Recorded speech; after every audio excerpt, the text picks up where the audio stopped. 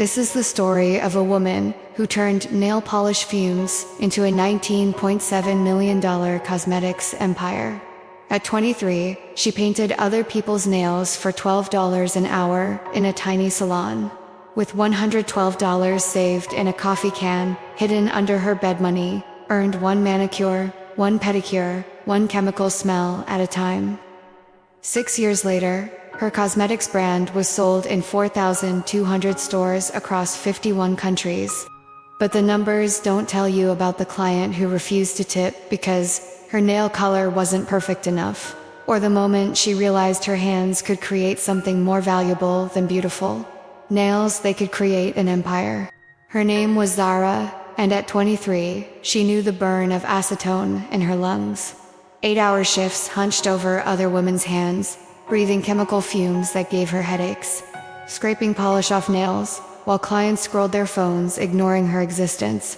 She made $12 an hour plus tips when clients bothered. Good weeks meant $300. Bad weeks meant $180. The $112 in her coffee can represented 2 months of extreme saving, skipping meals, walking instead of taking the bus, saying no to everything that wasn't absolute survival. But Zara had a secret obsession. She studied every client's nails, skin, makeup. She noticed which nail polishes chipped fast, which ones clients complained about, what was missing from the market. During lunch breaks, she mixed nail polish colors in the back room, creating shades that didn't exist in stores, experimenting with formulas that lasted longer. At night, after smelling like chemicals and disappointment, she researched cosmetics chemistry on her cracked phone. She watched videos about building beauty brands, studied successful makeup moguls, learned about formulation and manufacturing. She was teaching herself to become a cosmetics chemist while the world saw her as just a nail girl. One day, a wealthy client refused to tip her. "The color isn't exactly what I wanted," she said coldly, examining her perfectly painted nails like Zara had failed some impossible test. Zara smiled, apologized, and silently screamed inside.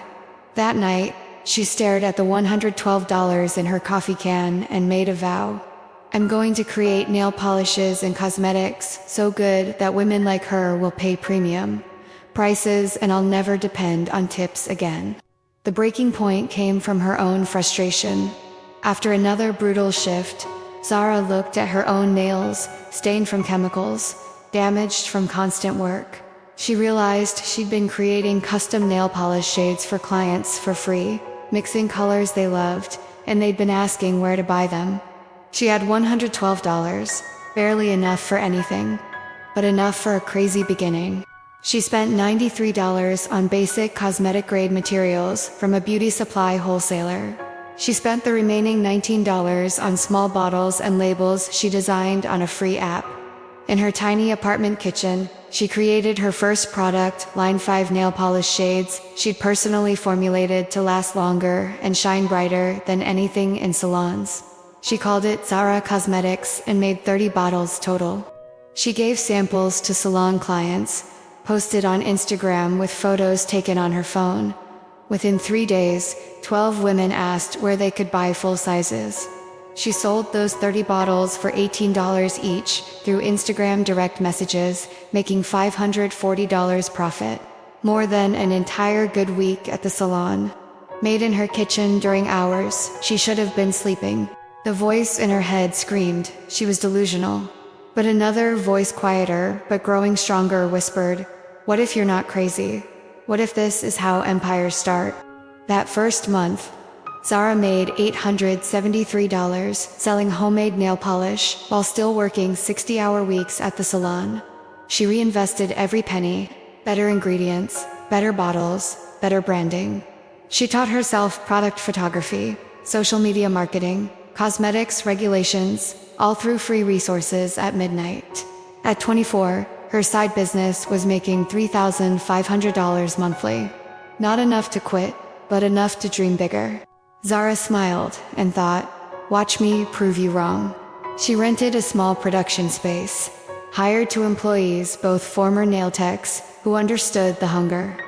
Her brand, Zara Cosmetics, became known for long-lasting formulas. inclusive shade ranges, and honest prices from someone who understood what it meant to save every dollar. At 27, her annual revenue reached $6.2 million. Beauty influencers were discovering her brand. Ulta called, Sephora called, international distributors called. The same industry that had treated her as invisible was now competing for her products. At 28, everything exploded like a supernova. A major beauty influencer with 19 million followers did a full face using only Zara cosmetics, calling it the best quality to price ratio I've ever seen.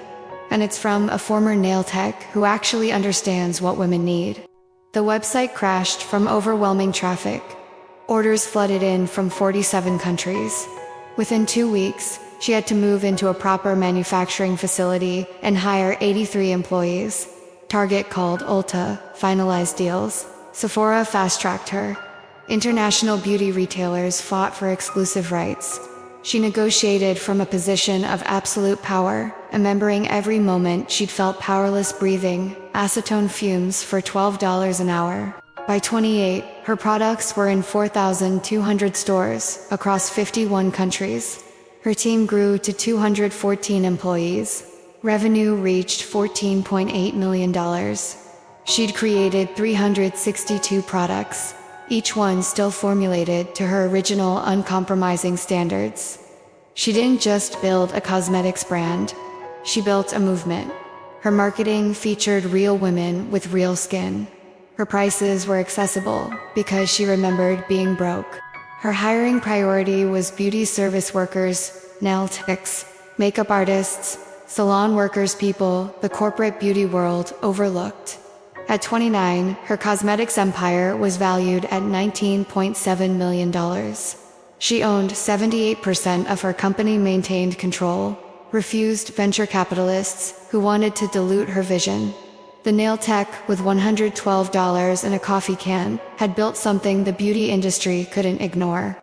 One afternoon, Zara was doing a launch event at a luxury beauty store when she saw her. The client. The one who'd refused to tip because the nail color wasn't perfect enough years ago.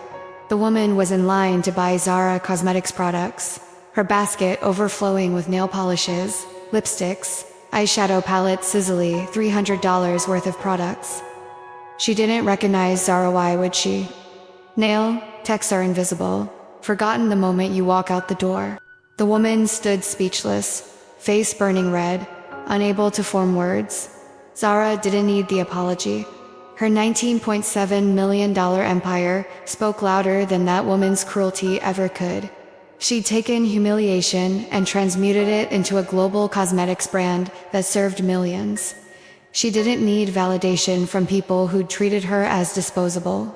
She had something better, proof that your current position doesn't define your final destination. What Zara learned changed not just her bank account, but her entire soul. 1. Your hands can create more than what they're currently paid to do. The same hands that painted nails formulated a cosmetics empire. 2. Every time someone treats you as less than, they're handing you fuel.